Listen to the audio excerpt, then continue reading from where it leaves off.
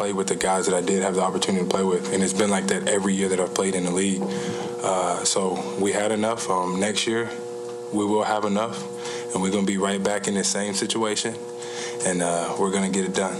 The Miami Heat, the lowest scoring team in the league, and the last team to make it into the Eastern Conference playoffs. They lost only after they had won 3 straight games to start this series. So it was a Game 7. They stand eye to eye with history, and they did not blink. The Heat are going to the NBA Finals. What a win on the road. 3rd win in this series for the Heat in Miami. Can't take the heat? Stay out of the kitchen, or in this case, off the court. That was the message to the Boston Celtics as the Miami Heat refused to be caught on the wrong side of history, storming to a 103-84 blowout. Victory over the Seas and making them 7th NBA Finals appearance since 2006. It's a day of relief if you are a Heat fan and disappointment if you're from Gang Green. Newly crowned Eastern Conference MVP Jimmy Butler and his partner in crime, Caleb Martin, put up a 28 and 26 point respectively to seal the deal for the Heat. Jimmy Butler spoke glowingly about Martin in his post-game presser. Here's what he said. That might have surprised you all to the untrained eye. He just looks like he's an undrafted guy who's been in the G League, who's started in, Charlotte, and now he's here, started on a 2-way contract. To y'all, that's what it looks like. To us, he's a hell of a player, a hell of a defender, playmaker, shot maker, all of the above. Everybody's seen Caleb work on those shots day in and day out, so it doesn't surprise us. We've seen it every single day, and I'm so proud and happy for him. And he's going to be even better in this next round, and I don't think it's going to be a surprise to anybody else any longer. Heat coach Eric Spoelstra also spoke about Martin's brilliance after the game.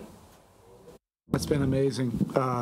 You know, if you're a real competitor and it's in your soul, and that's what Caleb is. He's a competitor. Every bit the competitor that, you know, you talk about with Jimmy or Bam or, you know, whatever. Caleb is a competitor. You get to the higher stakes, the further you get along, the more competitors are going to reveal themselves.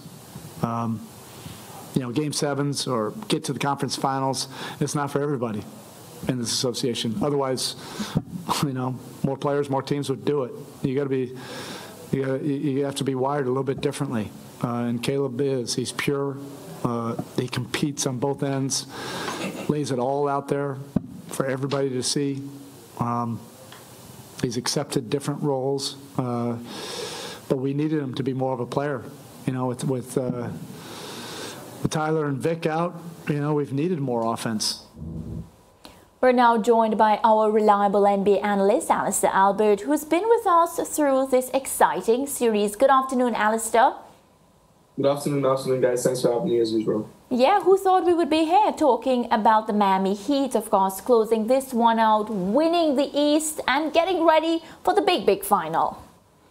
Getting ready for the big final. You know, Jimmy Butler called it last year. He said we'll be ready. You know, he was super confident, even losing after Game 7 last year. You know, even just before I came on, I saw a news alert came up that he said in April to tennis star Coco Gauff, he actually promised the finals tickets even before they even reached the playoffs. You know, that's how confident this guy is. You know, he willed his team into a position to get into the playoffs, and every single round where we kind of doubted him, you know, he was able to play up to the competition and kind of put up a superb performance with his teammates, Bam Adebayo, Caleb Martin, just Max Strus, and all these guys just coming up. And of course, you know, he shouted out Caleb Martin there. You have to kind of feel a little bit sorry, and I suppose here's a straight for Michael Jordan. You know, you have to feel sorry for Michael Jordan, the executive, letting go of a guy like that who had that amount of potential, who was in their lineup, and, you know, they just let him go. Caleb Martin was literally on the scrap heap. You know, he wasn't with the team, and until, you know, he made a connection with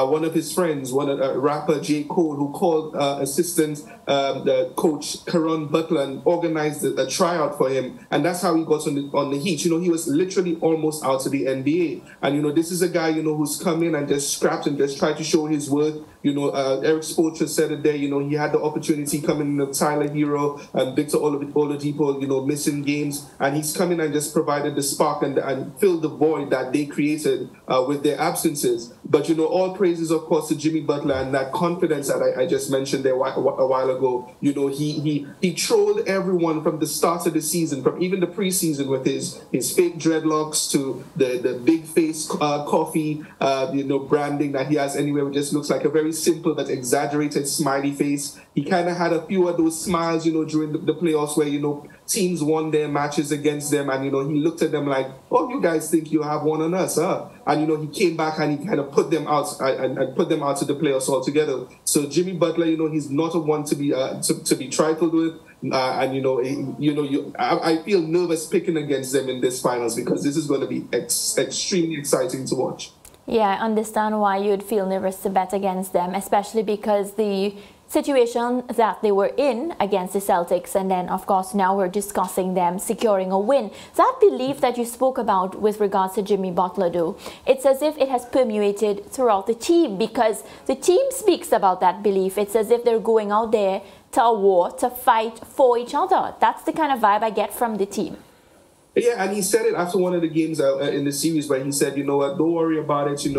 We lost the match, but we're gonna keep things consistent. We're gonna play music in the locker room. We're gonna, have a laugh, have a joke. The only game I think they didn't play music and were not really themselves, quote unquote, was I think after game 6 when we lost that match, and it was a little bit of a stun because they wanted to close that series out. They didn't want to have to go back to Boston. Even to the point where leading into Game 7, the team actually booked their flights to Denver in advance of Game 7. This is the confidence that this team has. They're not waiting to see what the outcome was. They were absolutely confident. It kind of goes back to some of those old-time teams from the 90s. You'd say that, we only come down with one set of clothes because we to stay down here because we're going back home to continue the playoffs or to stay home or whatever the case may be. This is the level of old school confidence that Jimmy Butler brought to this team. And you have a guy like Eric Spoelstra guiding them, and putting the structure in place to kind of help them, maximize their skills and talents. And that's what happens when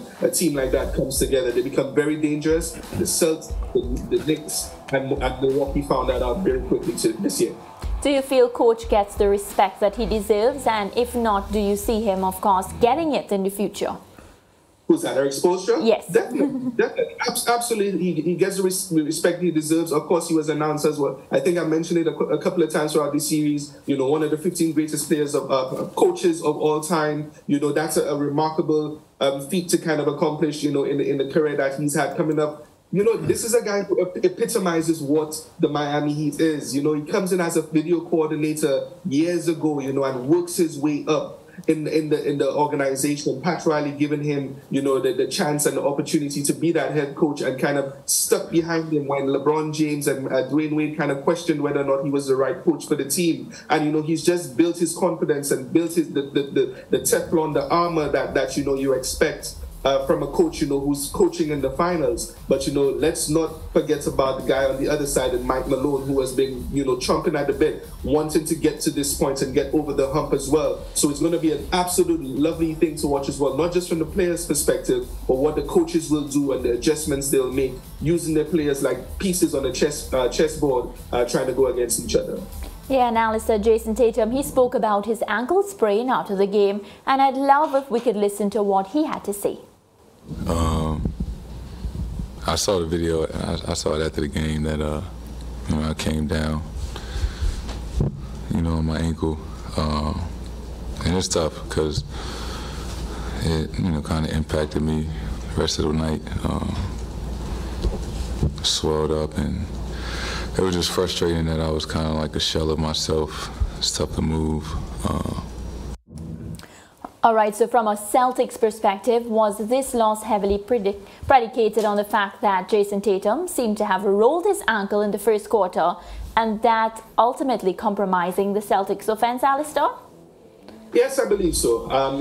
There's a combination of factors that come into play in that. And of course, I think Jayson Tatum is one of the biggest pieces, being the best player on the team, being the guy, people look at the superstar. I said it earlier on in these playoffs that, he has written a very efficient book on becoming a superstar in this league in a short career span. And him hurting himself in that that we see there, that little clip we see there, it kind of threw him out of rhythm. And these are guys who, and especially him as a rhythm player, he's up on his forefoot a lot.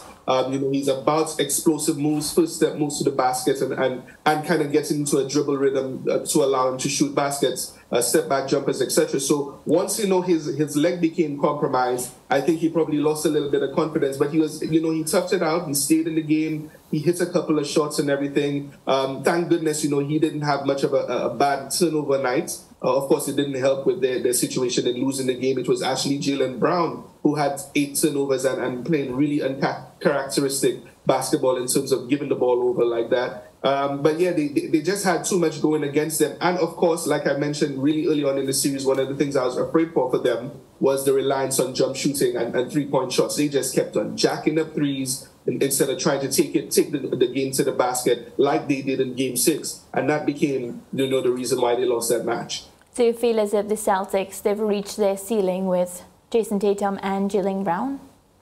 Yeah, I don't think they reached their ceiling this year. I think it was an utter disappointment for them. I think most people wanted to see them get back to the finals, and it didn't work. But all of the calls for them to be split, I think people need to hold off on that. These are 2 young guys at a really premium position in the NBA. Let them grow together. I know there's a situation of cap space and contracts coming up, but let them work it out together. These are the bumps they need to go through to become even more dominant as their careers move forward. So I hope the management just stick with them, continue to build around them, and hopefully they'll have more success in the coming years. All right, Alister, as always, it's a pleasure. I want to thank you so much, but it's going to get hotter from here, of course. We'll be looking forward to see the Nuggets up against the Miami Heat. So we'll talk. All right, viewers, well, the stage is set for a riveting NBA Finals matchup between the Joker and the Denver Nuggets against Jimmy Buckets and the Miami Heat.